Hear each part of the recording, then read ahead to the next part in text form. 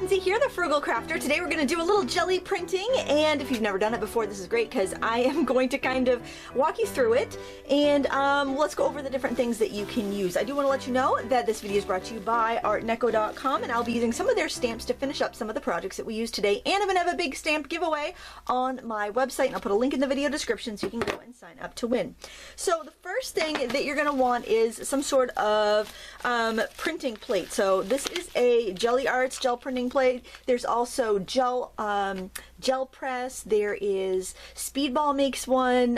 Stampendous makes one. There's several different companies that make a very similar thing. Use whatever you want, or you can even use a gelatin, unflavored gelatin from the supermarket, and make your own. I do have a video on that on my channel if you're interested. So this actually came as part of a value pack, and I'll link up to this in the video description as well. And the thing that was nice about this is that you got a 5x7 jelly plate, and you also got a package of Strathmore greeting cards, the printmaking cards. And I've been very pleased with their cards over the years. They're a nice, thick quality. I actually wanted to get the 5x7 jelly plate because of the really inexpensive cards you can get at the craft store. But this card is so much nicer and thicker than the flimsy ones from the craft store. So, and I'll actually get one of those to show you. Hang on one second. These are the craft store ones. You can get them at Joann's or AC Moore. You can see they're very flimsy compared to this one is very much thicker. So, so it's cool. So you get 75 of these cards and envelopes and one jelly plate for a value price. I just saw them on Amazon, and I will link to them. I don't know how often that this will be available. It says limited time, but I got mine like probably 6 months ago, so, and they're still available. Okay, and this actually comes with envelopes too, so we can do some printmaking on the envelopes if we want to, and that will be a lot of fun. Some other things that you're going to want is any old acrylic paint. I'm just using these cheapies from the craft store. These were like, I don't know, I think 20 cents or something. I got them on sale. So I just got some shades of blues, greens, peaches, and pinks. I wanted kind of like a tropical palette, so I grabbed those. I also have some soft silicone tip tools, so I can draw on the plate and wipe away some designs, and they're not going to hurt the plate because this is a very soft material. Now, if you're making your own out of gelatin, that's even a little bit more fragile. However, you can remelt the gelatin and remold it if you do get a scratch on it or something. So that's what it looks like. It's about a ½ an inch thick, and it's just like a clear, it's almost like a big clear stamp basically. And you also, I want to say, save your packaging if you get one of these, because you'll want to have that to store it in, because that's just a really nice storage situation. The other thing you're going to want to have on hand is stencils, and I just grabbed my smaller stencils. That's what I tend to use the most. Paper stencils work great. Just when you use your paper stencils, don't clean them if you're using acrylic paint. Let the paint build up, and it's going to make it more like a plastic stencil and make it a little more durable. You can also use any like leftover cutouts. These were leftover from our project that I did with the Girl Scouts, and I'm like, oh, these might be nice for some stencils as well. And something else that's really fun is to take your embossing folders and just emboss cardstock scraps. And these will be great for impressing texture. Now, you could press the embossing folder on your plates as well. However, these are going to be a pain to clean. So just emboss some panels and use those panels for your to make impressions and textures on your plate. And embossing folders are on sale for $2 a piece this week at Consumer Crafts, and I will leave a link to that as well. And you're also going to want a rubber brayer, and I recommend a soft rubber brayer because it's just going to spread your paint out a lot better and keep it from sliding. When you're looking online, they have acrylic brayers, which are like hard plastic. You don't want those for this project. They have hard rubber brayers, which again, I don't recommend them for this project. If that's all you have, use it. But the soft rubber brayers are the best. They come tan. This one's just so used that it's gotten stained, and it's, you know, it was originally tan though. It still works fine. I just cleaned it off, but this is my one I use for acrylic paint because it is already stained. And then another thing that I like to use is foam stamps. These are just, you know, I've had them forever. They're just the kids' foam stamps. You can use a foam bath blocks. You can even heat these up with a heat tool or a light bulb and press them on an embossing folder if you want to make stamps. That's another fun thing to do. Just some fun foam that I made a little stamp out of. And then another really great thing to do with the fun foam is I just took strips of fun foam and cut them with my decorative edge scissors and made some scrapey tools. So these are absolutely free to make practically. Well, you know, a big sheet of fun foam is like 25 cents, and you can make a bunch of these. from one sheet. And then if you have any like old kitchen spatulas that are silicone or rubber, you can take them and cut notches in them and make some scrapey tools that way. These were from the Dollar Tree, and I just made a bunch of little tools with them. So a lot of homemade stuff you can use. You could use onion bags, produce mesh bags, anything like that. Old paintbrushes that never got cleaned properly, those can be used for dragging textures through. I don't know if we'll use all of this today, but I just wanted to show you so that you'd see what sort of variety that you have with stuff that you already have at home, so you don't have to run out and buy a bunch of new things to do this. Another thing I recommend that you have is some scrap paper. I just use this pad of newsprint from the Dollar Tree, and just for your sake, I'm putting this little piece of black cardstock under here because it's just going to help my camera white balance a little bit better if I have that black there. So that's the only reason that's there.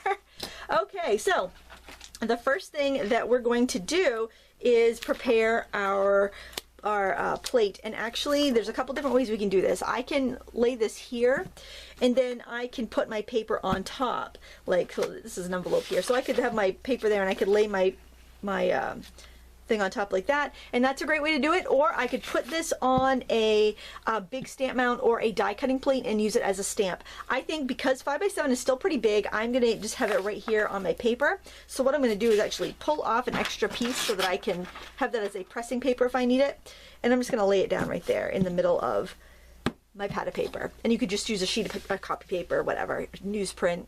And you might pick up some of the ink on the newsprint, so maybe not newsprint, but any clean white paper I think would work great. Now I am going to grab some cards, because you kind of want to have everything out and ready to go.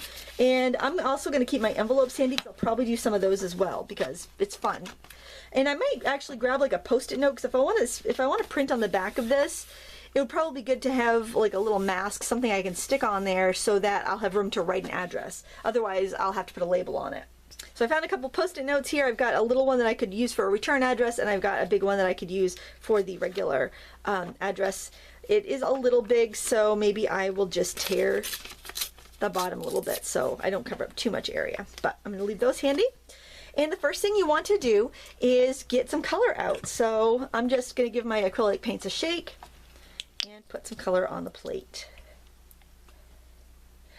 A lot of people like to use a golden flow acrylics. You totally can. They're beautiful paints, but I honestly think they're a little overkill for this. When you are making a ton of prints, any sort of like flow paint like these work great. These are like 99 cents, 25 to 99 cents. These, the Ceramcoat, the Delta, that's a really good quality of the tube of the bottle paints, and it goes on sale for 99 cents all the time. So I personally don't see the need to spend $6, you know, $5 or $6 for a tiny little tube of paint that you're going to do prints with, especially if you're playing and practicing and having fun. So you can do whatever you want. That's what I'm going to do.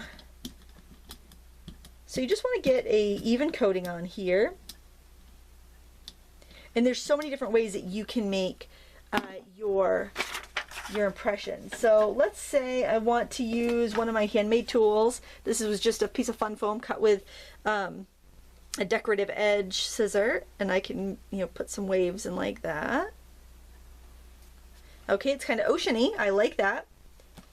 And so then I can take my card, and the card, so when you're looking at a card that's folded, the indent, that's going to be the outside. You always want to fold against the indent, so I'm going to set it down like that. Now this is slightly bigger than my card, so I just want to kind of line it up on, like, so that the crease is right along one of the edges. Oh, it's actually just about exactly the right size. And then I'll grab my pressing paper so I don't get ink on my hands, because if I get ink on my hands, I'll get ink on my next project pretty easily. And I'm just brayering over it with the back of my hand. And this is going to give me a lot of paint on this print because there was so much on there. So that's the first layer of one print. Another thing I want to let you know is that you're going to want to have plenty of space where you can lay your prints down. So I still had plenty of paint on my brayer. Let's say I want to do an envelope. So now I got to think about this, because if I lay this down, where is, I think I just have to keep in mind where the I know I'll mask it on the envelope, because I'm like trying to figure out where my address would be. So I'm just going to lay that right on my envelope so I have that there. I don't know if I'll do this to everyone, but so I want to just protect those areas where I plan on writing. I'm going to grab a stencil, and I'm going to put a stencil down. Actually, I think I'll do another card first.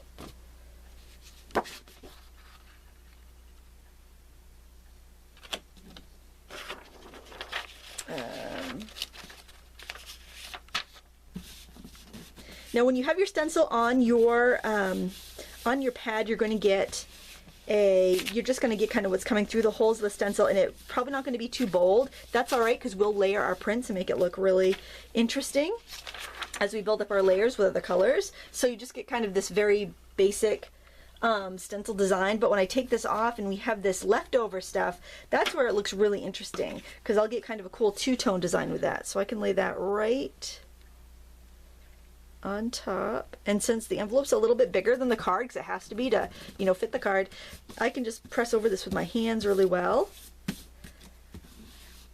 The great thing about the gelatin printmaking is that you don't need a press. You can do all this with your hands. It's a great project for kids.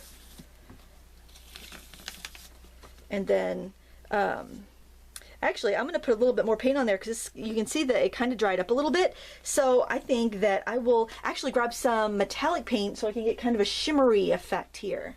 So I just have these different paints here. I'm going to use the stuff that's in the squeeze tubes, just because it will be a little easier to work with. And this is kind of like a glitter paint, but it's very sheer. So I know that I'll be able to pick up some of the stuff that's underneath, and it will let the stuff underneath show through. So that's what I'm going to put on now. Hopefully it doesn't damage my plate. I don't think it will.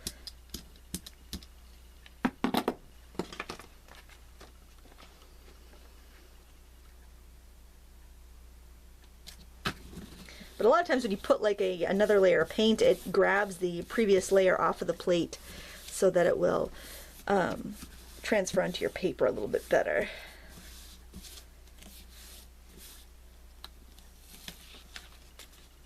Oh, that looks cool. So then when I take my masks off, I'll have places, I have a place to write the address. And I think that's really cool looking. In fact, I think I want to do some more of that shimmery stuff for that. Actually, the post-it note looks pretty cool too. I think I want to do some of that over the other layers that I've already done. So let's put some of this on here. You don't need a lot of paint, so keep that in mind. Got a little bit on the edge there. So I'm using my embossed cardstock here. It's giving me a little cool texture. And then I'm going to put this down.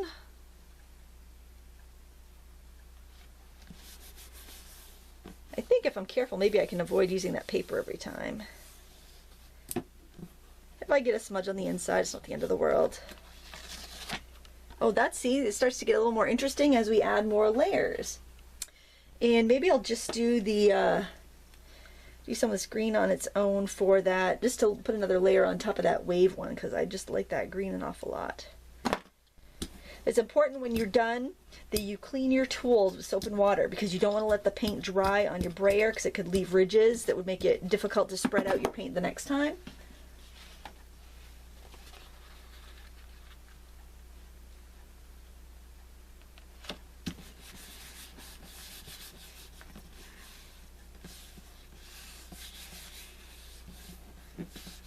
There. And there, now that has this really fun sparkle on top. Okay, so if you want to change colors and you've got a lot of debris on there, there's a couple things you can do. You could put on like a little bit of Mod Podge or glue or something like that, and just to kind of transfer that off. And I have a little Mod Podge in a bottle right here, so I could just squirt a little bit of that. It's a really great way to get a lot of backgrounds done at once.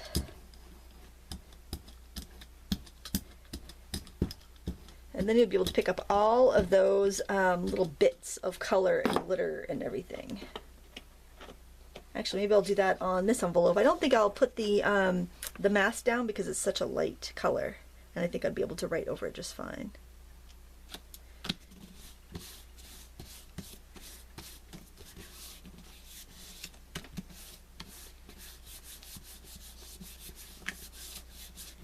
All right, let's take a look at that. Oh yeah, look, it's picked up all of that stuff, and I've got this really cool, just distressed background. And now that is pretty clean. The brayer is still kind of dirty, so I would recommend having some baby wipes handy or a wet rag and just wipe it down.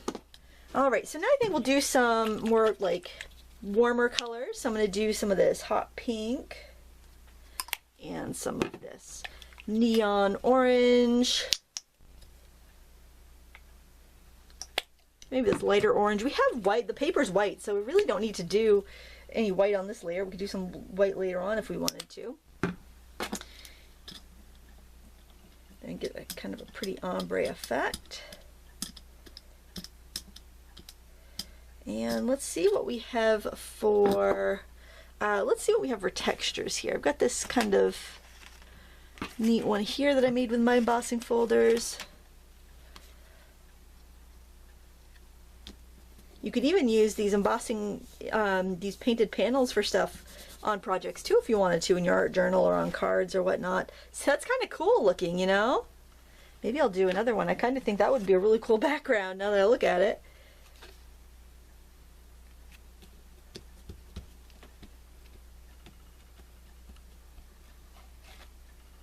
Doesn't that look cool? All right, and now I am just going to press my card onto that. I like that these are so nice and thick that you don't really, they're going to be pretty enough on their own. You don't have to do anything else to it. You don't have to do any stamping on it if you don't want to, or layering on it, but you totally could. You could use it like a pattern paper if you wanted to when you're done, but you have got this really nice thick card that it's going to really feel nice. So there we've got that. And that's just texture. That's just with the pressing the embossed paper onto it. I'm going to see if I have enough on here to get another print. I think I might need a little bit more. Now sometimes this thinner paint, because it is less expensive and a little watery, sometimes your brayer feels like it's going to slide around a little bit.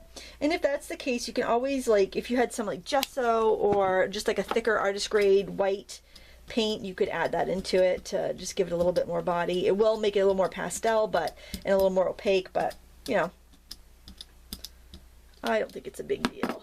Okay, so let's see. I love these paper stencils, and I like getting good coats of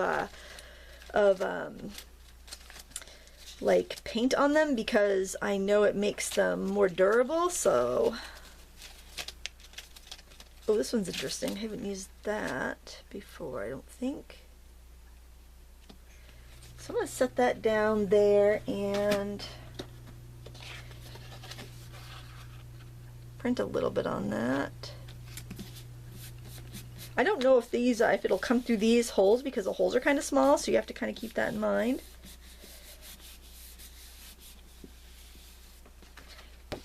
It came through a little bit. It has a very cool 80s vibe to it. Now I'm just going to set that aside. Just make sure you don't stack your stencils when they are wet. And now I want to use my little stencil, my little soft tip tools. Where'd those end up? I'm going to use these to make some marks. This is great because all you have to do to clean these is just wipe them off. You can add some of it back in over there if you want to, but see, just wipe off the tools and they're clean, which is nice. These are great on clay as well, and you don't have to buy separate tools for each medium because you can wipe them clean. All right, let's do an envelope with that one. I'm gonna stick my masks on there, and we'll do an envelope to match one of those cards.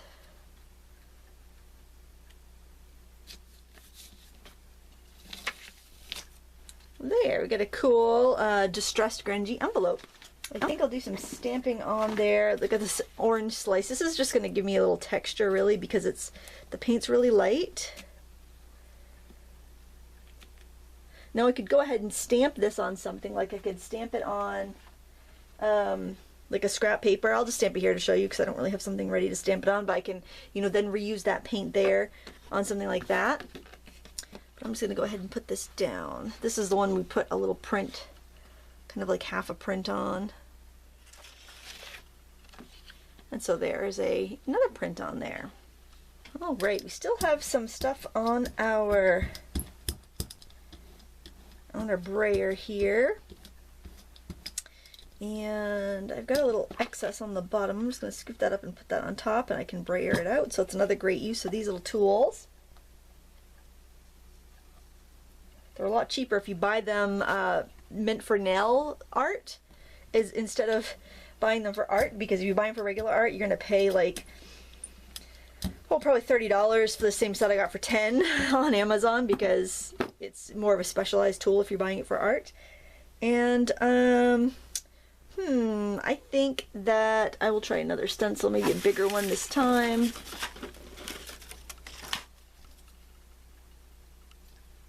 That wave one. Maybe do another envelope with that.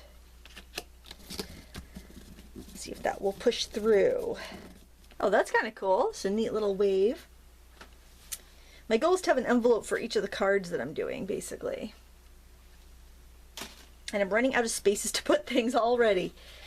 Alright, and then maybe I will do, just clean up the ink on my palette with this.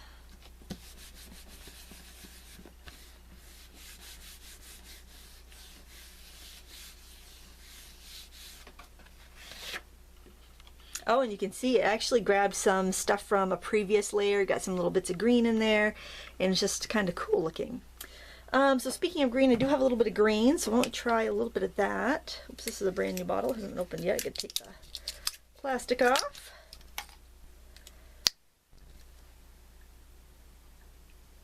And let's do a little bit of this pretty blue with it. Those are nice tropical colors. Just kind of wipe off my brayer a little bit before I go into them.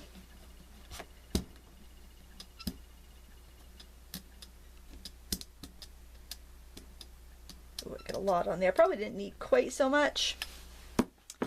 And let's look for a stencil. Maybe the star one back here. That would be cool. So this will be a very, very faint. There's not going to be a lot on what I print next, because you're just going to get the paint that's coming through those stars, so it's going to really be limited how much we'll get through. Oh, and I got some paint on my envelope, so I just got a little bit of texture there basically, and I could feel like this, because there's so much paint on there, this was really sliding around. And actually, I would like to actually put this card against the stuff on my stencil. So in order to do that, I need to move this out of the way. So excuse the shadow that's now on top of my table. But I'm trying to do this and not make a mess, but I don't know if that's possible, so I'm just gonna seize the mess, I guess. I don't generally clean my stencils unless I have to, that's why you'll see all that paint built up on them, but they still work fine. So that's just a kind of cool two-tone. I think it's cool anyway. And now I'm going to grab a fresh card and put that down on top.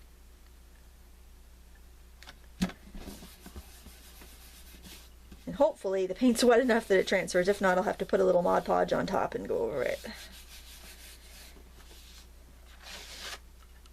Yeah, it's kind of a cool. It doesn't look very starry though. It looks more just more distressed. You can see the stars in there a little bit, but it's just more of a distressed look.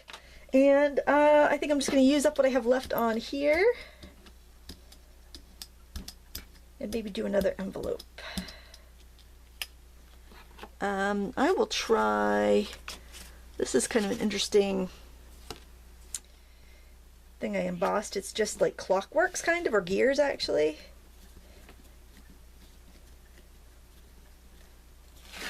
Oh yeah, that looks really cool.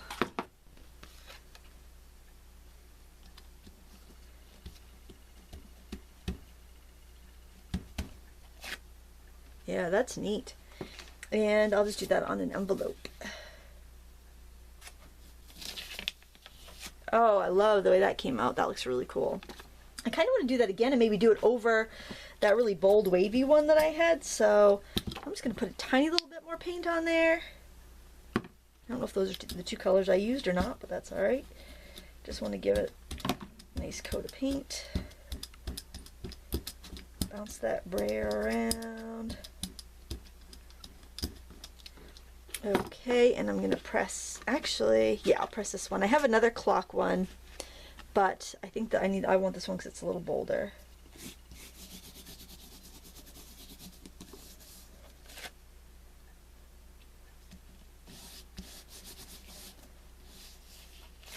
Okay, and I'm gonna put this one back on. This was the first one that we did.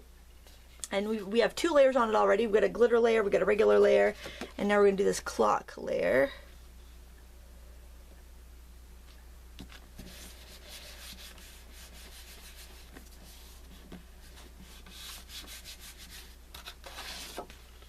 There, that's interesting. I don't know if I like it better than I had it before, but I think it looks pretty cool. I think that I'm going to clean my brayer off here. Maybe do a glitter, do some of this glitter here. It's like a yellowy glitter. And I think I'll put that over that kind of stripy one that didn't have a lot going on it. And you never know what's going to work on a project, so it's just best to experiment. And if you have a print you're not happy with, then print something over it and see what you get. Well, actually, maybe I'll do it on top of that star one. Maybe I'll put some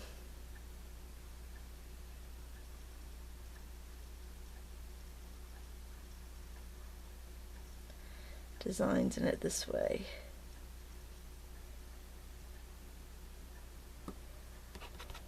We'll see how that looks.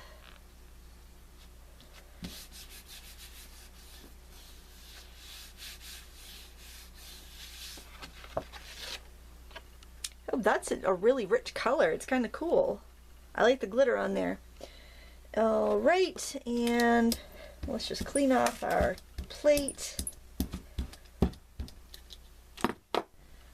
And I'm just going to press this on it just to clear that up. That was that print.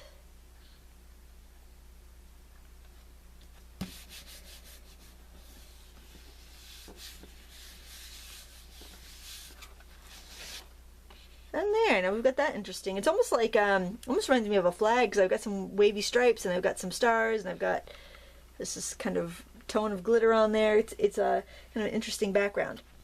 So now I'm going to go clean up my tools and clean up my table, and we will go ahead and make some cards with these backgrounds that we just printed. I got to looking at some of the backgrounds and I thought they needed a little extra something, so I'm using some embossing paste, and this is a Dreamweaver brand. Don't worry if you don't have this. You can use latex caulking from the hardware store or the dollar store if your dollar store has it. I'm just using this because I have it, and I'm mixing it in with some gold paint because I just think I want a little something extra on a couple of the cards that have kind of a wave nautical feeling to them. And I've got this stencil that I feel like using as well. This is a Dreamweaver stencil, and I am going to try this with some of the embossing paste. So what I want to do is basically, I don't think I want to cover the entire thing, but I think I want to just kind of get a little bit of this kind of here and there, kind of coming off the edge. So I've mixed in a little bit of gold acrylic paint just because I thought that might look pretty with some of the texture paste, and I am just going to like scrape it across, kind of like you're icing a cake.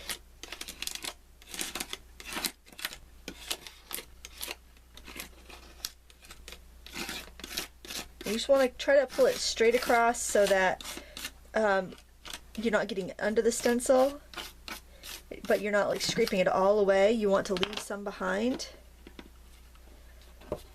So I've got that kind of interesting texture there, and it should dry a little bit brighter.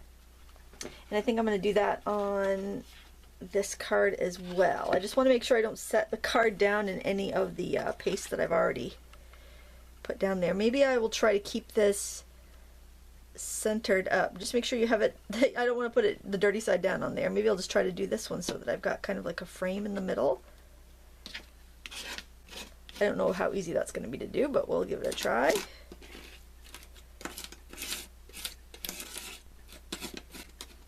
One once you've mixed color with this, you really don't want to put it back in the jar because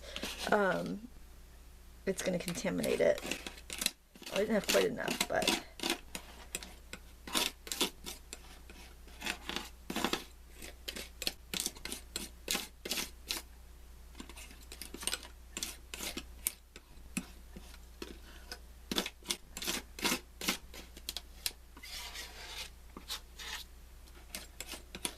But that's okay. I just wanted to get a little texture in there anyway. And there, it kind of gives it a sandy texture too because I used the gold. So I've got a little bit of a wave motif and a sandy texture. So you can also, you do want to clean this off as soon as you're done with it. You can also sponge on through some stencils and give it your cards another layer of interest that way. Sometimes I find after I've cleaned up and I put everything away and I go and look at my prints again, I'm kind of like, oh, I wish I did this or I wish I did that because it feels like it's a little undone. So you can use your stencils without the jelly plate and that gives you another layer and you can control where things are a little bit better. Like for this one here, like that, I don't think that's as interesting as I wanted it. And I think I had one with some cogs on it that, no, that's one I just did have the cogs on it. So I'm going to take this, I'm going to get rid of that scrap paper there. Or maybe just, I'll grab this here because it's dry. And I'm going to go ahead and do some stenciling with some black. And I've got some black right here. I'm just going to squeeze it out. I'm still using acrylic because if I used like a water-based ink, it would just bead up on top of the acrylic paint and I could end up with a pretty messy situation. I'm just going to grab a makeup sponge and just kind of pounce it into my paint. And then I can dab over. I don't have to do it everywhere. This is a mask, actually, not a stencil, so I have like the positive area, so what's going to be left behind when I stencil is going to be the negative area, so it's kind of the opposite of a regular stencil. But it's used the same way, so. And I kind of wipe the paint off the stencil too, and since I don't have a lot, it's not going to go underneath it. It'll just kind of give me that blush of color. Need a little bit more. And I think it's fun to kind of just play and make a bunch of backgrounds and then decide how you want to turn them into cards. Because even though it might seem like it takes a long time, it kind of seems like it takes a long time, but then you're done all of them at once and then you have a whole batch of cards, not just one card. So think about that while you're creating. It's really not that big of a production. I know it feels like a big production sometimes when we drag out our paints or drag out our mixed media supplies, but when you see what you have when you're done, if you're doing like assembly line printmaking like this, you end up with so much. And if it's something practical like a card, then I think that's all the better, because a lot of times we make our prints and then we have all these prints and we don't know what to do with them because they're just all on cardstock, and then, you know, they're all just like regular paper size, like maybe we did the full 8.5 by 11 sheets, and then we don't know what to do with them because we have so many. And that's what's happened to me in the past, and then I put them in a folder and I keep them in my pad and paper and I never use them, and then I feel like, well, why did I waste all that time and all those supplies? So this way I'm halfway to a card just by building my my prints on my card. So that's would be my advice. If you're getting started with this and you don't really know what you want to do, try something like this because you're gonna have cards almost done. This is a stencil that's kind of cool. It's a really dainty stencil, so I haven't used it that much, but I think this might be kind of cool to do here since I already have kind of a star motif. And I think maybe I will use one of these blue colors. I think I'll use this pretty, this is Pearl Indigo. It's almost like a royal blue. It's like a flag blue almost. I'm just going to flip this over and use the other side of that same sponge because I've washed it at least once already, so I'm not going to wash it again. It'll go in the trash after this. It's pretty broken down. And I am going to stencil some of this on. Now, something I like to do often is just kind of let the colors fade out. Let's see what I have there. See, that's kind of cool looking. I don't need to do the whole thing, or I can. It's, you know, it's completely up to me. Since this stencil is smaller than the entire card, I would want to move it. I can try to line it up, but I don't think it repeats very well, so I'll just have to kind of move it and just let it fade out as it meets the next color. And every little bit of everything that you have underneath shows through, even if it's subtle and it might feel like a wasted effort because you're covering up some of it. It really, it makes a difference. Those layers of texture, I think, make a difference. There, that's kind of cool. Then I could go back to that stripey stencil I used and do a little red stenciling. Actually, I could use this just plain stripe here.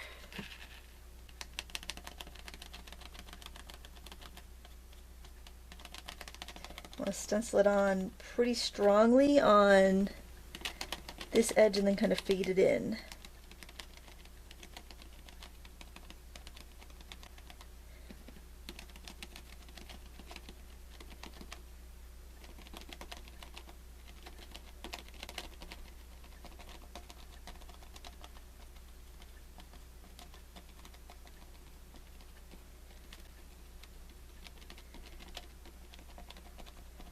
A little hint of Americana there. So it's an interesting look. You know, you can combine the stencils that you have to come up with different motifs, and then you get all the cool stuff that was underneath showing through, which I think is really fun. And I think those were the only ones I wanted to add extra stenciling to. I think that I will maybe die cut some of these up so I can use them as decorations on the cards, and do some stamping and, you know, finish up these cards so that we have some stuff to mail out. I think it's a lot of fun. Okay, so I've got my stack of cards. I'm just going to show you what we have so far. These are the, remember the embossed panels that I was using just to put texture on the plate? Well, I thought they were really pretty. I was just going to save them and throw them in my bin for, you know, using as textures, but I'm like, these are pretty. I want to cut these up and use them as embellishments and layers on my card. So I love that. So this is one, just like a very simple background. That was just one layer. This is a multi-layer one that we stenciled on, so we get that beautiful sand color in these waves. Then we have this, it was a couple layers. It's got a little bit of glitter left on there. This is that one we just stenciled, and I showed you that technique. And we've got this here, which I'm not sure if I'll make that into a card today or not. And then I've got another one here with the stenciling, with the stencil paste there, so we get that cool texture. So I'm not sure how many cards I'm going to make today, but I wanted to just show you a few techniques. So one thing you can do is actually stamp directly on your prints, and it can be a little nerve-wracking, especially if you really love the way your print came out, but if you do make a mistake, you can always stamp your image again on another piece of paper, cut it out, and put it on top of your mistake. So just keep that in mind and try not to stress out too much about it, because it should be fun. Now, since these are folded cards, they might want to bounce on you, so what I'm going to do is just take a little painter's tape here and tack it down. Now, this is a pretty matte surface because the paints that I used are quite matte. If you have a glossy surface, you just want to make sure that whatever ink you use on top is going to stick. This is Ranger Archival. It is a waterproof ink. If you were concerned that maybe your surface was too glossy, you could always use StazOn, which is a solvent ink, kind of like what a Sharpie marker has on it. I thought this image would be really good on top of this design because it's very bold. It's got you know, really strong lines, and it doesn't have a lot of solid area. Solid area can give you a little trouble when you're stamping sometimes, especially when you're trying to get a really solid result on top of a printed background. And I wouldn't recommend stamping directly on something that you have done like the texture paste on, because it's definitely going to skip in any gullies on your paper. So I can see that I have a really nice application of ink there. And then I really like these curved blocks for large stamps because I feel like it just makes better contact with the paper. And these are the Rocka blocks by Crafter's Companion, and you just want to go slow and rock it, and I like to put pressure in the middle of the stamp with my fingers. And there, I've got that really beautiful design, and I think just on its own it's really pretty, but I can decide to add more to it later if I want to. And so now what I'm going to do is let that ink dry and then decide how I want to embellish it. Okay, I cut a strip of that pretty paper, and because I can't use the whole thing and waste it, my goodness, I gotta save some because I gotta hoard it. So I cut a strip of that to go there, and then I thought it'd also be really cool to use a little bit of this felt fusion, because remember when I did my big craft room declutter, I don't know if you remember this, but if you watched the epic 2.5 hour ordeal, which actually the ordeal took me a month. If you watched the big ordeal, you saw that I had all of this felt Felt Fusion, and I just couldn't part with it. I'm like, I really like it, but I liked it so much and it was too precious to use, and I thought, this is ridiculous. I need to use it. So I am actually going to cut a piece off, and I find that this is so much easier to use in smaller pieces. I wanted something on there. I love that the black against the pink and the peach. I think it's really pretty. And I am going to put this down and then layer that strip on top. Now, if you have older stickers, sometimes you will have an issue where you can't get your backing off, or the backing is really difficult. If you're really struggling, you can always just glue it down. Just leave the backing on there and glue it. Otherwise, just gently try to work one end free. Even if you can't undo the entire thing, you can get a lot of you can get a little bit free, and then you can kind of just work on it from there. So I just want to see how far is that going to come out. I think that'll be good. I'm going to anchor that down, and then sometimes you can, once you get it anchored down, you can pull off the rest. This is getting really stuck. I need to definitely I didn't even pull all that off because I can see I've got to have enough to stick it down. So, you know, moral to the story is don't hoard your stuff. Buy it because you love it and then use it. Don't feel like you have to keep it forever and ever, because sometimes you just don't get around to using it when you do that. Alright, great. I'm going to use some double-sided adhesive. You could wrap this with some metallic thread if you wanted to. Anytime I'm trying to adhere down embossed paper, I get really generous with the adhesive, because it's not going to make contact with the entire piece of paper. It's going to make contact with the low points. So I just want to make sure that that's got enough on there to stick really well. There. Okay, I am going to be trimming that, but I'm not going to do that quite yet because I like having that taped down. I'm going to do a little coloring in a second. So my daughter got me these stickers for Christmas. I thought it was really sweet. She picked those out herself for me, and I thought they would just go perfectly right here. And I think kids, especially kids, get a real kick when they see you use something that they picked out for you, because it shows them what a nice job they did, how thoughtful they were, and how they, you know, it's nice to see something you got somebody get used. So I decided that I wanted to get some like pearlescent colors in here, and I could use the same pearlescent acrylics that I'd been using, but I also have this little kit of watercolors, and these are very inexpensive. So if you've ever wanted like the look of twinkling H2Os, but they're out of your budget, this is a great alternative. You don't get as much color in each of these pots as you would each pot of twinkling H2O, but this whole palette I think was like, it was under 10. It might have been about $6 or $7. So so you get a lot, you know, you get plenty, and it takes you a long time to use through them. So I would recommend that if you're looking for something kind of like a twinkling H2O, but you don't want to spend, you know, $5 or $6 a pot. And I noticed it seems like those twinkling H2Os are always going out of stock, or I know the company has like changed hands a few times. So this is by Niji. I will put a link in the video description. But I've used this for years. I actually have another palette that of these that I can break out once I use these up.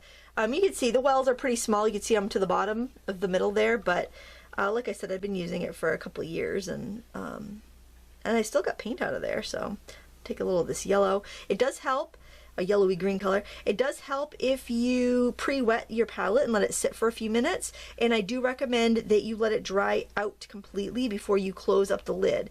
It's not so much of a problem as it is with the twinkling H2Os, because the lid does not screw on really tight like the H2Os do, but still, it's you don't want any mold in there. I don't know what it is that makes the mold, if it's just the being like closed up or if it's something that's in the paint themselves, but it's an issue. I'm not even cleaning my brush between colors because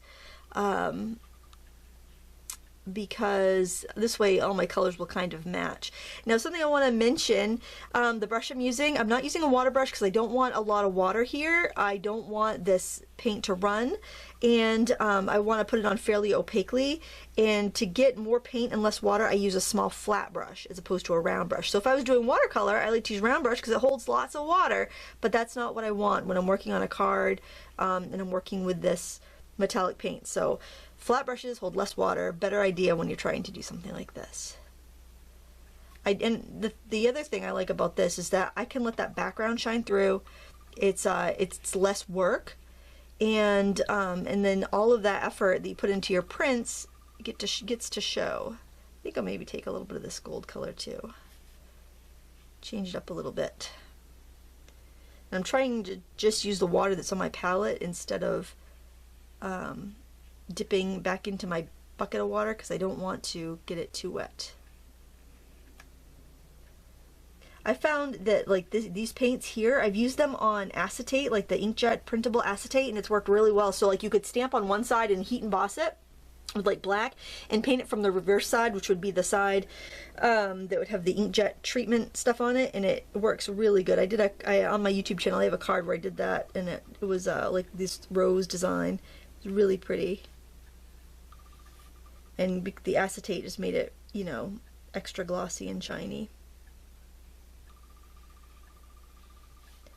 I'm just gonna finish up painting these stems, and then we can trim everything. Stems, I think it's bamboo stalks. All right, so it probably doesn't look much look like much from there, but let's just untape it and trim off our edges, and then you can see. There we go. I find that trimming from the bottom just helps me line things up a little bit better. Just be careful not to stick your fingers in your wet paint.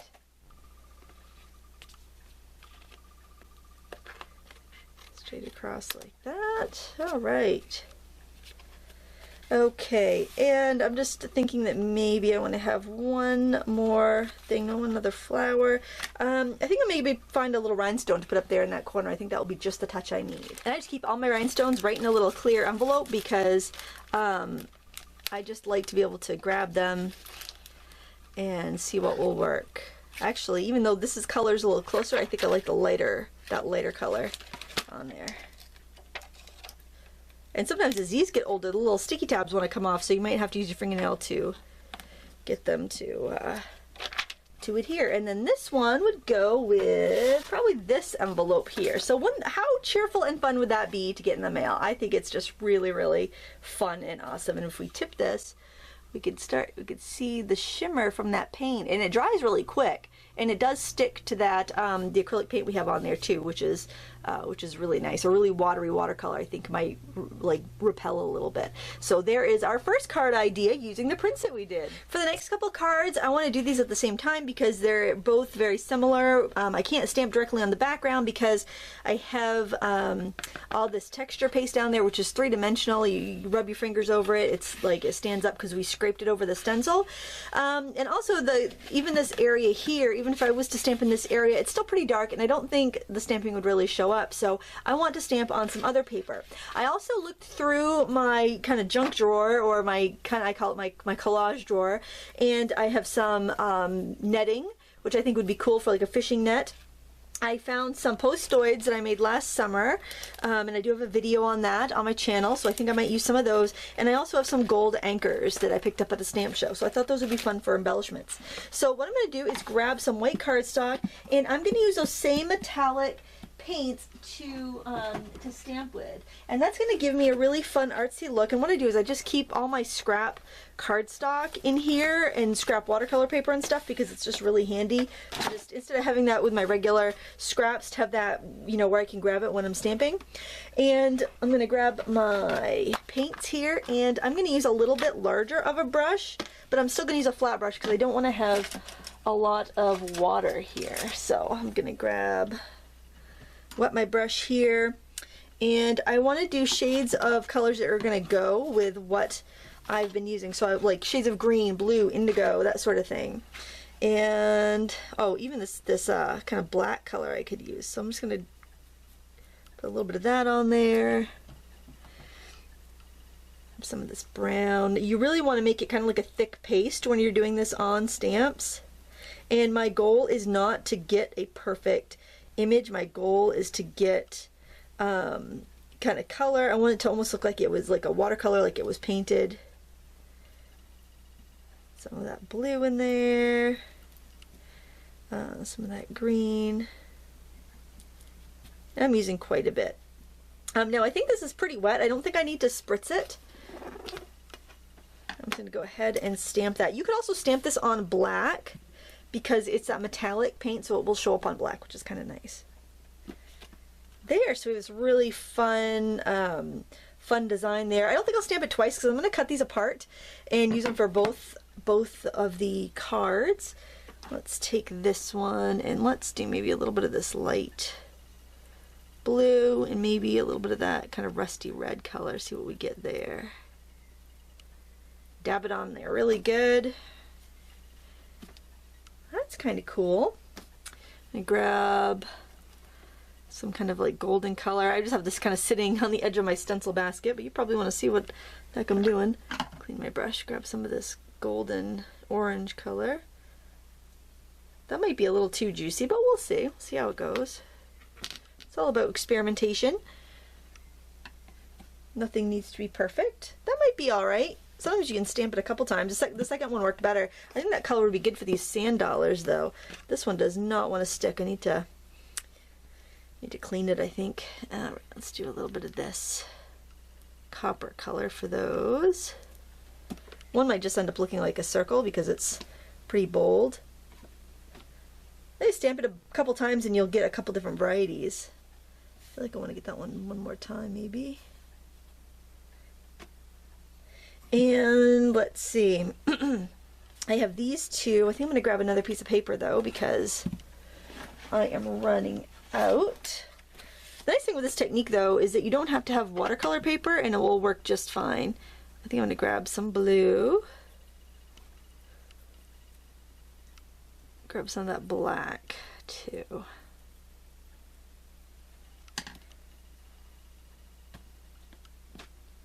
And a lot of times it does want to bead up, but as long as you've got some like beads of the color, it will kind of smush out and fill in the area once you stamp it.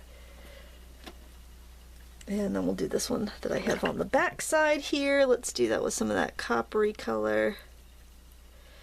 And I'll throw a little of that green in there, see what we get. We might get 2 impressions off this one. It seems pretty full.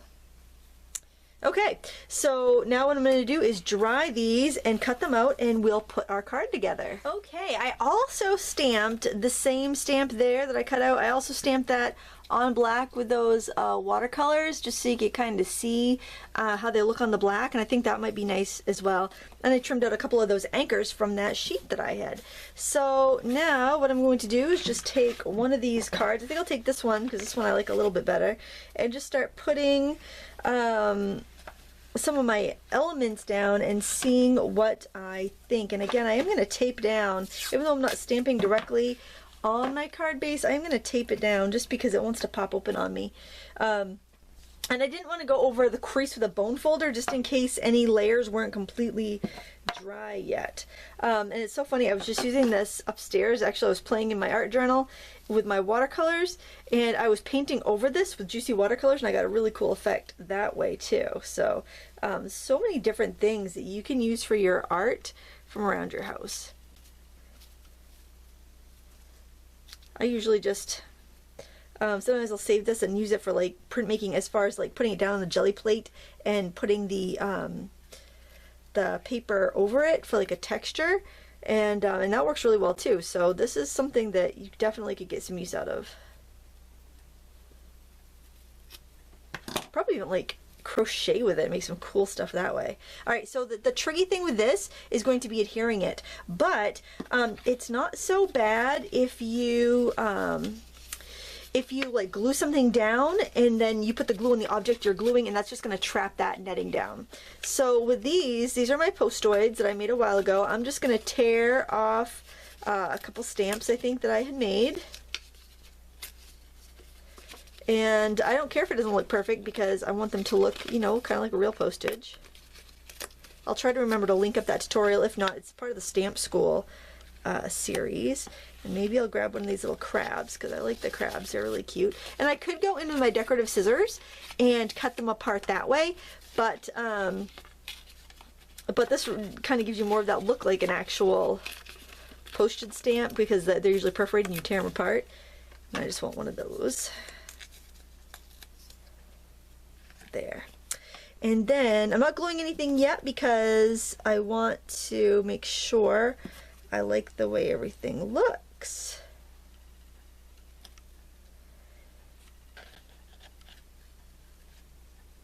Kind of like it's just like debris at the bottom of the ocean, kind of.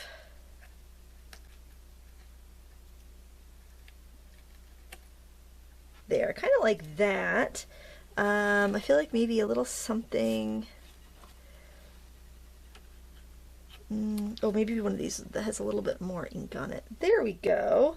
And then I can always put a string from that if I want to. So now I'm just going to go through. Oh, I just moved everything. Well, that's alright. I got a pretty good idea of where I want everything. So now I'm using hot glue because I know the hot glue is going to seep through and lock everything down. So I think I had that about right there. And then, oh, I also want to see, how would that look if I had that over there? I kind of like to cluster things together. I think that's pleasing to the eye when we do that. You could also use like a wet glue that that is kind of thick, like a tacky glue. The hot glue just grabs instantly, so it's so easy to work with. And I'm almost just dropping stuff actually, because I don't want to burn myself, and that's working just fine. I'm going to get that guy next because that's pretty big.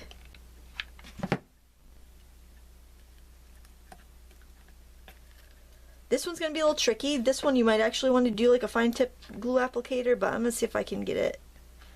They do have glue, hot glue that's got a finer tip, but I am a big fan of the Surebonder glue guns, and I rely on my glue gun a lot, so I really don't want to mess around with some other brand. I don't bother with the cordless ones. I don't bother with the little dinky mini glue guns. I have some just because I have some hot glue glitter sticks that I plan on using, but I really like these big Surebonders. But the thing is, they have a bigger tip. Maybe they have some with smaller tips, but I don't have them. There we go. I think maybe I'll put a couple of those little rhinestones in there too, though, because that would be, or maybe some pearls actually, because pearls in the ocean would go together. Maybe not pink ones. I got some green ones here. Those might work. Could also do those little bubbles.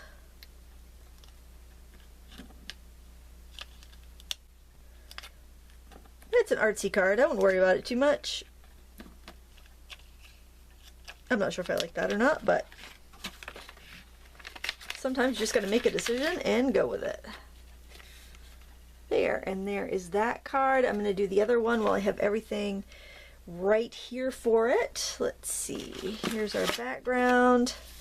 This one I have a little bit more of like a frame kind of design happening, so I'm just going to go with it basically and just start to glue things down in the frame kind of pattern.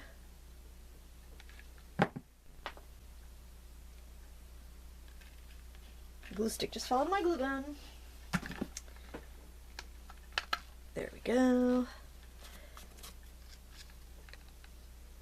And then you could even put like a happy birthday sentiment or something in the center later on if you decided that you had a specific use for the card.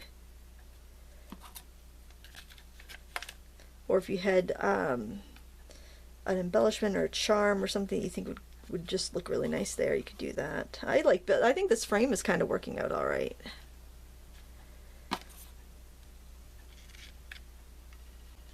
I try not to like make anything too symmetrical, because when you do that, then if something's a little bit off, it can get a little kind of crazy looking. I think maybe I'll use one of those sea turtle postoids that I had made. I have a habit of making embellishments and then they sit in my in my collage drawer and I don't actually use them. So I'm trying, since I went through my big craft room declutter, I'm trying to really be mindful of what I have and remember these cool things so that I can use them when the opportunity presents itself. Because I like to make my own embellishments. I like to make a bunch ahead, you know, if I'm going to bother to do it. I like to do a bunch, but then I forget that I've made them. I really like this metallic watercolor. I'm going to tuck that in, and maybe I can get that anchor to glue down a little bit more. You have to be careful. These little foil things are so fragile. So I just want to see if I can get that to glue down a little bit with it. I don't want it to rip. And I might just use like a gel pen to draw the to draw a little string on that, so I don't have to try to thread a string in there, because that's kind of a drag. I did that before and that was not fun. I haven't used this one anywhere. That's kind of a cool shell too. But I don't really have room for it, so I think I'm just going to quit while I'm ahead, and maybe I will stick some of those on the envelope. So there we have our 2 nautical themed cards, and they're okay. Oh, I forgot to put netting on this one. Oh well, it's alright. So we got one with some netting, got one without. That's alright. Those are cute. And my envelopes are like piled. Oh, here we go. We can see the colors that we can use for the envelopes. Like that would work probably with that, or that for the envelope. Those 2 would work.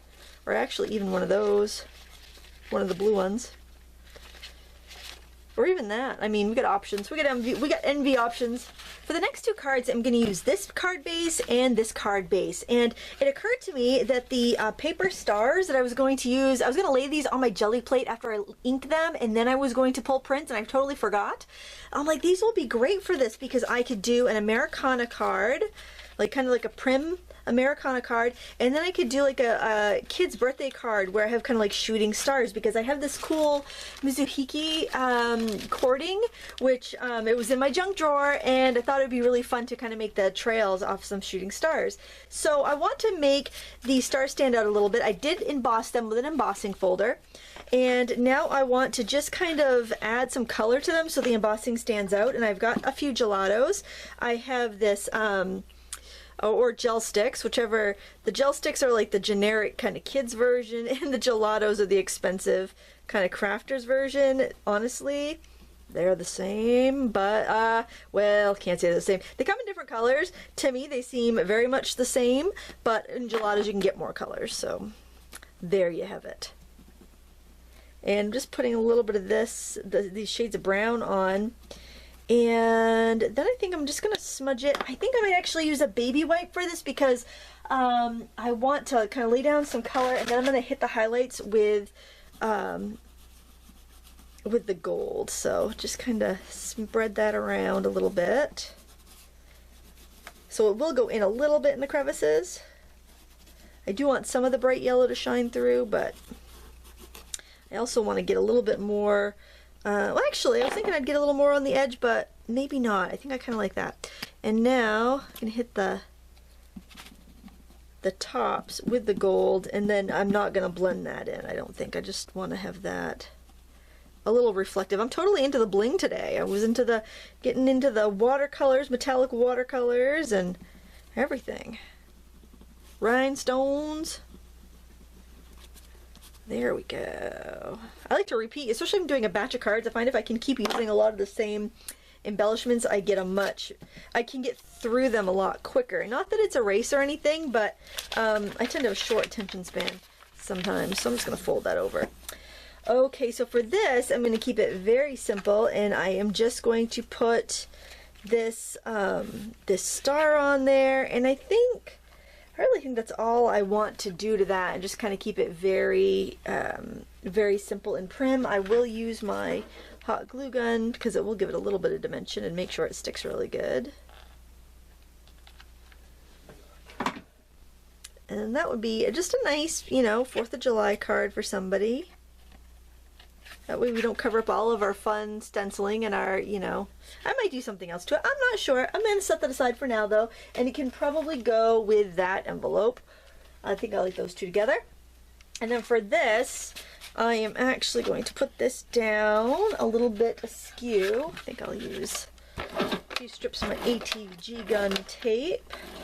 Put this down kind of like that. And grab one of these stars, and grab some of this cording. Now this was supposed to be for like doing fancy knots and stuff, but I never got the hang of it. So so it's just been kind of sitting here. I think I got it in like a grab bag. I think it was like a either it was in a clearance bin at a scrapbook store, or it was like a raffle, like a door prize at a crop. I can't remember which, but anyway, I have some, and I have never really had a good way to use it. It's like a paper cord. I want to get a few together. I think those seem kind of long, but these are going to be my longest trails. Maybe I'll just do these trails coming from the one star, and then put the other stars on here and there if I need it. I might only want one star. Sometimes you can't tell until you've glued it down. I'm going to try to trap all those ends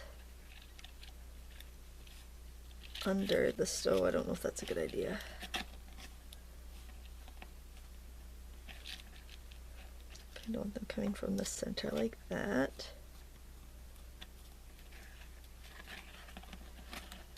Flatten those guys down. And it would actually be, it would be good if I did have something like that to, if I had other things that I could anchor them to, so I wouldn't have a bunch of glue blobs.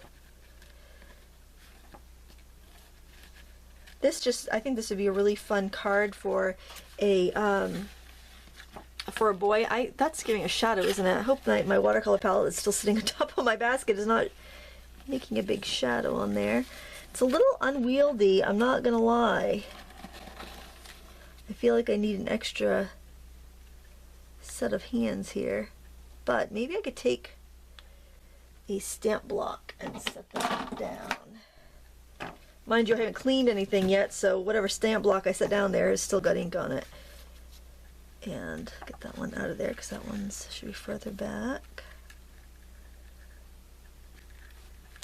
I don't think I would have the patience to do that knot tying that people do with the Mizuhiki cord, because that's about all the patience I can muster. Okay, so yeah, I think if I can even have these hanging off the edge, which I think I'm going to do, and then just trim them after. Stick that down.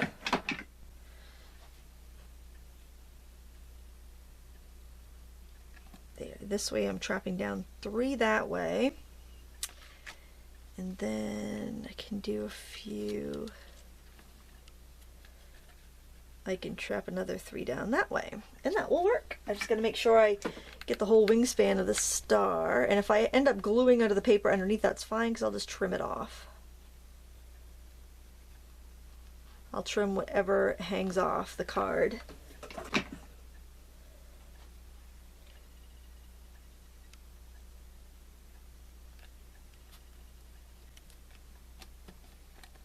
There.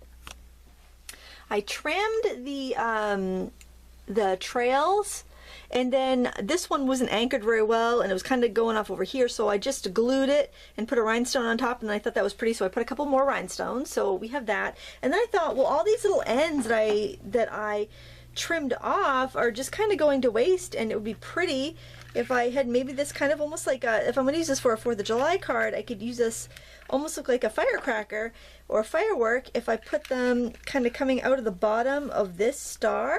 So that's what I'm going to do here, and I'm just going to slide a little bit of glue underneath there to secure them. And I think 1, 2, 3, 4, 5. Let's see, do I have, is that how many strings I had? 1, 2, 3, 4, 5, 6. There should be one more little string here. And I think that would look really cool too. So I'm just gonna, whoa.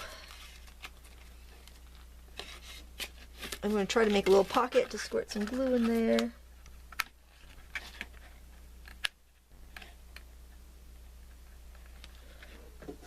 And hopefully it stays wet long enough for me to put these ends in.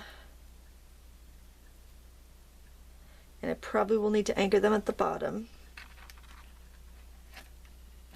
Just want to push them up as far as I can.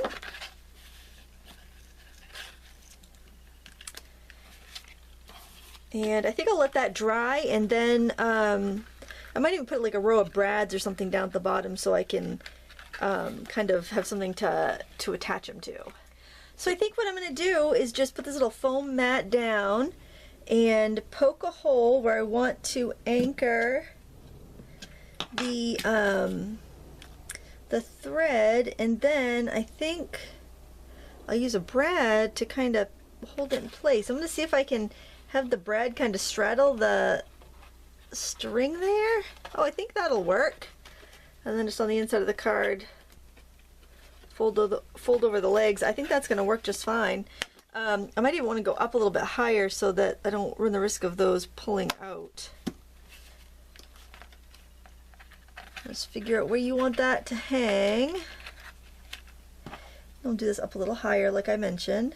And then we'll get the extra benefit of having that little bit of sparkle from the brad, which will be pretty.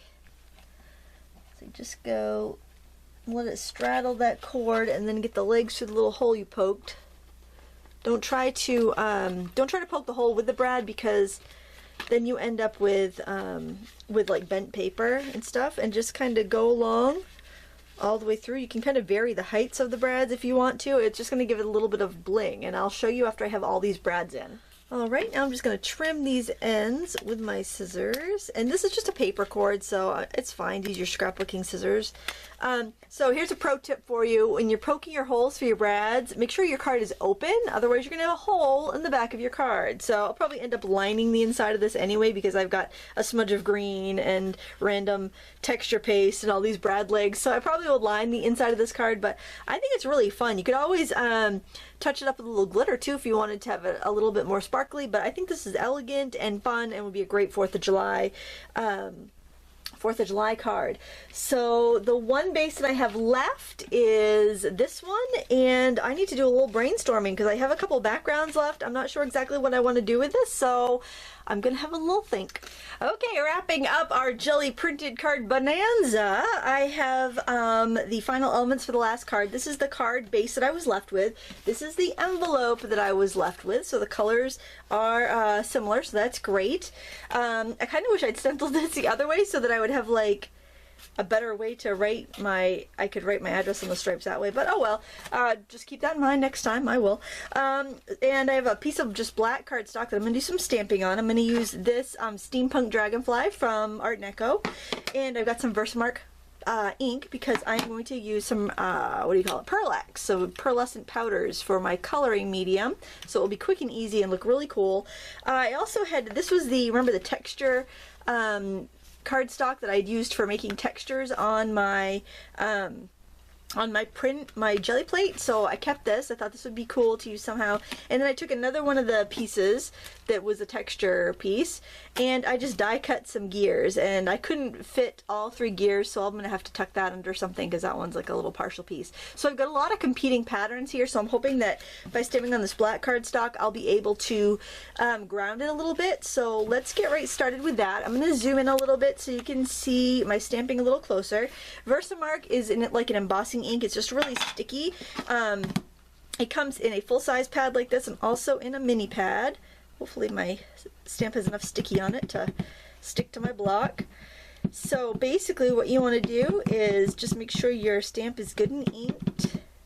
And I'm stamping on a pad of newsprint, so I got a little bit of squish there, which is good. And I am just going to stamp this a few times randomly, and I am going to let some of the design go off the edges.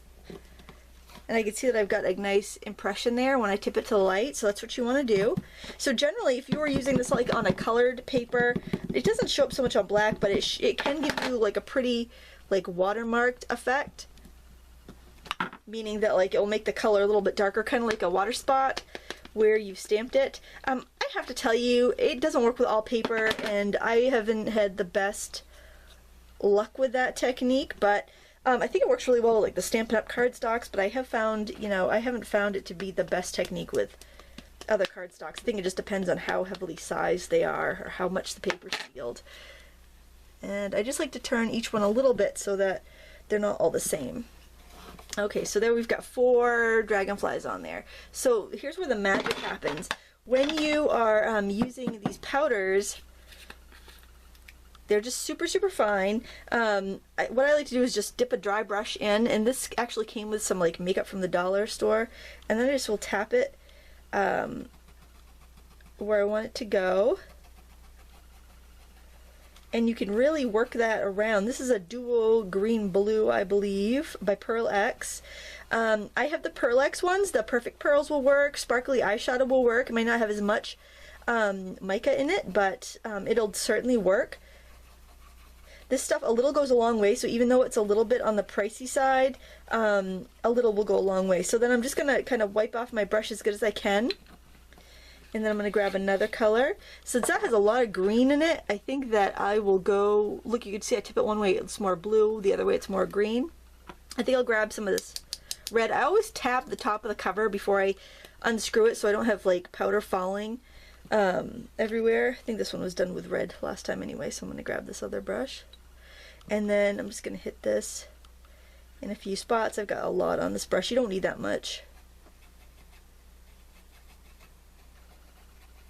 Now, if you're using Perfect Pearls, I don't have any of that, but the nice thing about Perfect Pearls is that it has the binder in it, and a lot of times you can get the Perfect Pearls with a little mini Versamark pad that comes right in the kit with it, so that's one less thing you have to buy. So you can kind of keep that in mind. I think, let's see, maybe I'll grab, oh, I gotta spread this out a little bit. Let's see, I think I'll try a little bit of this green. Cap it up when you're done. You don't want to spill it because these are actually, they're not that expensive. I've had these for like probably 15 years and I'm still, I still haven't used them up. I don't use them all the time, but I've used them a fair bit. So even though it is kind of an investment, it's really not that bad. So any place you think you might have missed a spot, just kind of go over, make sure you've got powder everywhere. This is probably very boring. I hope it's not. I love those colors though. And then what I'm going to do is take a tissue and just kind of wipe off the extra. And that should help it lock down.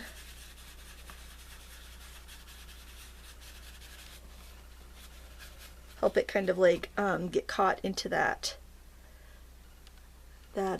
background. I want to see how that looks on there. I feel like it looks maybe a little naked. I think I might, sorry about that, I think I might actually stamp on some gears and do those in gold. So I grabbed this gear stamp and I also grabbed a key.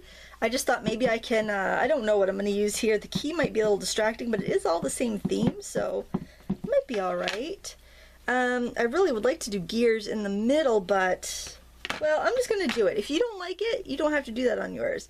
Because remember, wherever I stamp, I don't have to put gold. If I don't want powder there, I just don't tap it on. And I recommend turning your stamp, so even if you're just getting a little part of it, it's going to be different than the part that's elsewhere.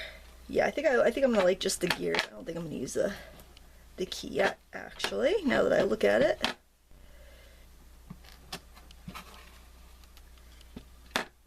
And get a little bit right there. Oh, shoot. Okay, so now I think I'll just wipe off, take the tissue too. I don't wash these brushes, I just wipe them off in between colors, and that seems to be good. You don't want to get a wet brush into the mica powder. It's going to grab way too much and you might actually tarnish. If anything has any metallic particles in it, it could tarnish it. So these contain mica and pigment. Look at that. It's almost like a magic trick, I think. This video is going to be so long.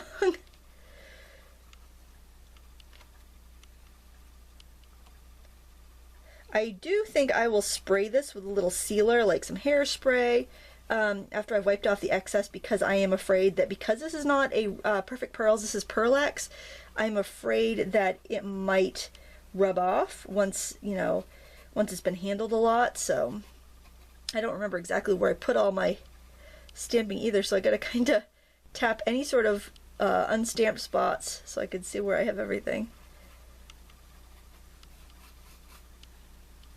This works really great on dark colored cardstock. It doesn't show up quite so well on white cardstock or lighter colors, so just kind of keep that in mind. You're going to get a much better bang for your buck on a darker color. So now I am going to be a little careful because I don't want to rub off anything from the other designs. I really don't want to rub too much of that gold onto the dragonflies because I want them to stand out a little bit.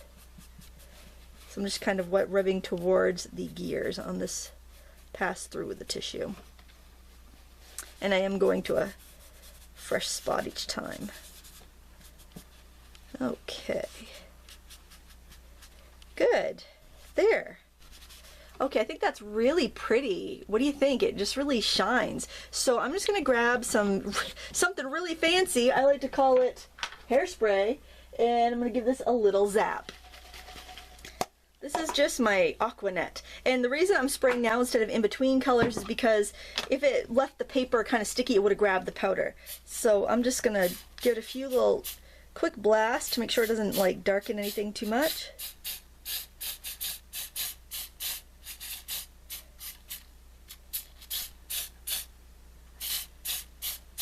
There, I think that looks good. I don't think it affected the mica at all.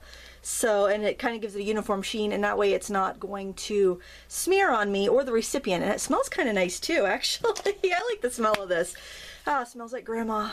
Okay, so now let's just set this aside for a second and grab our supplies to make our card with. I'm thinking, it's like I really like this, but I don't think I want all of this. It's just a lot, and it's a lot of like kind of in your face, over the top type of imagery. So I think I'm just going to tear off a couple pieces for the edge, and I'm thinking I might just put this kind of in the middle. There's so much going on, and this center panel ends up being so big, I might not even want any of that blue on the front. Let me try it without the blue. I think I like it better without the blue. It's so simple, but I don't know that I necessarily want to add more, you know what I mean? Maybe just a strip of that on the bottom and a couple of gears. Maybe I will put this like across the top or something, because I got a kind of a rough edge there, so maybe I'll just glue that down across the top. I'm just trying to see which piece I like best, because I'm going to trim one of these.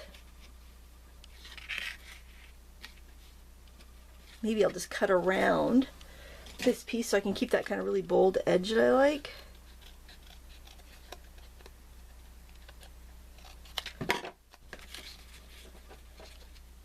Alright, we're going to need some really strong glue for this,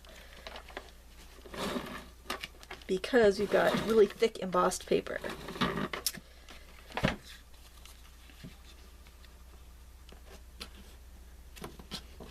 And then I'm going to do the glue on the back of this because I want to make sure I really have plenty on this side.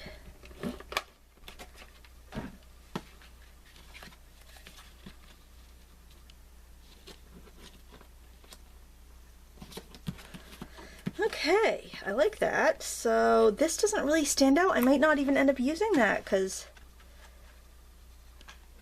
it's not really, I don't know, it's not really adding anything to it, so I don't know if I want to throw it in there. And my paper is still a little tacky from the hairspray. Oh, I have some other metal charms and stuff I could add. I'm gonna think on this for a second and I'll be right back. Okay, so I want to have these things in here, however there's no contrast, so I can't really see what I'm doing, so I can't really like tell what these things are. So I'm going to do a few things to help break some things apart. One thing I'm going to do is actually just take some copper tape. I just happen to, you could use whatever you want. You could actually mat that with like a cardstock or a metallic cardstock or something, but since I had the copper tape, I thought that I would actually just edge this panel with the copper tape. So I'm just gonna make a border. I'm gonna do every side with this. Alright, I'm just going to apologize for the sound of the furnace in the background. There you can see I've taped on all 4 sides. I'm going to set that aside, stick a piece of scrap paper into my card, and I've got some leftover black paint on a, from a project, and what I'm going to do is actually just pick up a baby wipe, dip it into some black acrylic paint. I was using this for another project. I still had some that was, you know, still wet in the jar, and I'm just going to rub that in here. And if I do it with a baby wipe, I'll get more of like an inky look. So I'll still see some of the texture underneath. And then I'm going to let that dry before I go and glue my whole card together. So there. So we still get that cool kind of ghost impression of our jelly print underneath. We're going to let that dry, and then I'll see you back in a minute. Okay, this literally took like a minute or 2 to dry, and the thing I like about using the baby wipe method is that the glitter still shows through from that lame paint that I'd used on the jelly plate. So really, we're not putting any of that work to waste that we did. I mean, granted, this card we're covering a lot more up than we did in the other ones, but it's not bad. We're still getting to use a lot of it. So when I adhere this down, this main panel, I'm going to put my adhesive on the back, and I'm going to be fairly generous because we got a lot of stuff going on here. But I'm going to leave a little space unadhered there because I probably will want to tuck some of the elements underneath. So I just want to make sure I have that flexibility. I'm going to keep you zoomed in pretty close so you can see the details there. I just love the look of this Pearl-Ex. I don't know why I don't use it more often, but after doing my big declutter, I came across all of it and I put it in some bins that were really accessible for me.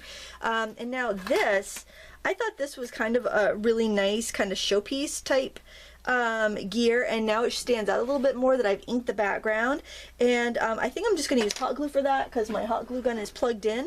I used to always have it plugged in ready to go. Now it isn't, so I don't use it quite as often, but it's been very handy for this project, having so many thick layers and whatnot. And then just drop it and tap it in place. It does give you a little nice dimension too that I like, but there might be some glue hanging over, so I just want to make sure I don't press the card closed and glue it shut on myself. This was, I have a tutorial on doing these little bottle cap charms. I was using that PBO Prismy paint, and it was really pretty. I made a bunch of these, and the thing I found as I was doing my big craft room cleanup was that I love making embellishments, but I am not that great about using stuff up, like using them after I've made them. So so I thought this would be a good opportunity to use some of those up. Now with this gear, like I said, that my paper wasn't big enough to cut all 3 gears. This is the die that I use, by the way. It's a Tim Holtz Gadget Gears, I think it's called. Yeah, and I like these thick ones because I can cut mat board and chipboard, and like then I could, like, you know, trowel on some hot glue and paint it black and paint some colors on it, make some really like a metallic look, you know, stuff that really looks metallic. So I like to have those thick rules dies for things like that, and book plates and other stuff that's really textural like that. So I'm going to stick that one kind of hanging off the edge, and this one I'm going to put kind of like that. It's not really going to show up very well, but it's going to give me that texture, and that's kind of what I'm after. I did cover up the background way more than I intended to on this piece, but you know, it just goes to show you not every print that you make is going to be beautiful. Some are going to be kind of bummers, and knowing kind of how to still not waste the card base because it's nice thick paper is useful, I think. So we didn't waste any of the prints that we made in our little printing, what do you want to call it? I'm just sneaking some glue back there because remember we didn't adhere that side. We didn't waste any of the prints that we did with our little kind of print bonanza, and I think that's great. Be careful with these if you choose to hot glue them because they do have a lot of little holes in them, and you could burn yourself pretty easily. So just make sure you try it down. You can only glue it once, so just try it a couple times before you let it rest on your project. So there we have that. If you wanted to decorate it more and add some brads, you totally could do that, and it would look really awesome. Now let's take a look at all of the cards that we did here in our card making bonanza. This is the first one, or the last one that we just did. I trimmed all the sticky outy bits, and a little tip is to trim from the back because you'll just get a nice, neater line than trying to trim from the front. So this is kind of fun. It's still pretty flat and will be easy to mail. And I really like that. I love the Pearl X look. I will link everything in the video description, and including the stamps that I used here. All the rubber stamps I used are from our sponsor artneco.com, and if you use the coupon code thefrugalcrafter, you will save 10% on your order or get free shipping if it's over $50. So that one goes to that envelope. I'm just going to set those aside together. Now this was one of the ones we did with the cutouts that I had left over from another project. These were really a use your scraps type of project. We used our cording there for the trails on our shooting stars. We used some gelato. Embossing folders, of course, played a big role, and we got to use that leftover paper that that we had used just to get texture on our plates. And I love the envelope. I just think it would be really fun for a birthday card, especially a boy's birthday card, but it could definitely be for a girl as well. Then we have this one that I also used, one of those leftover stars. This is the envelope I chose for that. It's just kind of like a glossy, slightly glittered. It was, remember our pickup print where you use the Mod Podge and we picked up all the debris from our plate? That's what this was. So you got a really cool sheen on it. And I thought this would be a good Happy 4th of July or barbecue invitation or something like that. I may line the inside of the card. I haven't done that yet.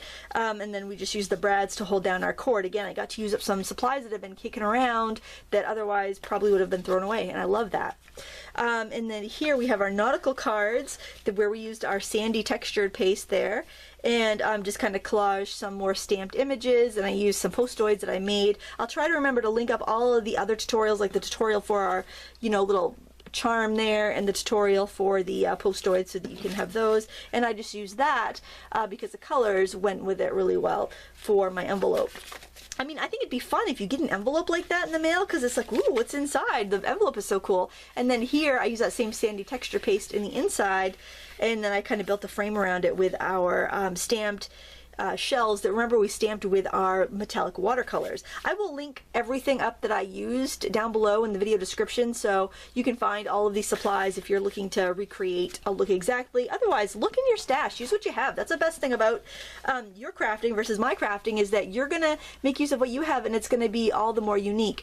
And this was stamping directly on the jelly print with Ranger archival ink, and then we colored it in with those metallic watercolors to give it a beautiful sheen. And then again, we hit the stash and pulled out some things to embellish it with.